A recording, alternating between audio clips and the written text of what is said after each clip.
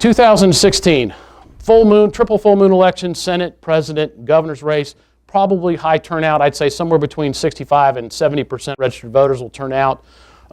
Again, the way the landscape's evolved, the urban parts of the state do well for Democratic candidates. The rural parts do well for Republicans. The battleground is really the suburbs. The enthusiasm gap describes the difference of voters who are likely to support a Democratic candidate or likely to support a Republican candidate and their relative enthusiasm to even participate in the election.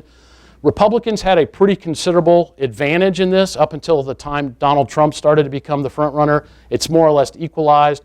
I think if it's Donald Trump versus Hillary Clinton, the challenge may be who has less enthusiasm, who has more or less enthusiasm.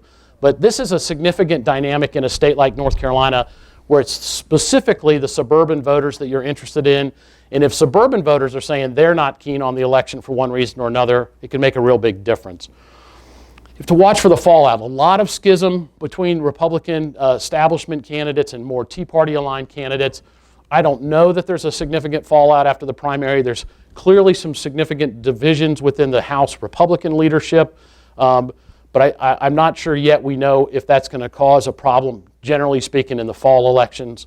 And then finally, the primary got moved up from May to March in an effort to make us a more dynamic part of the presidential process, which it did, which is more like the prettiest girl in town, our daddy owns a liquor store. Everybody wants to come here now, and we'll see a significant amount of attention given to the state as a result of tomorrow being the primary.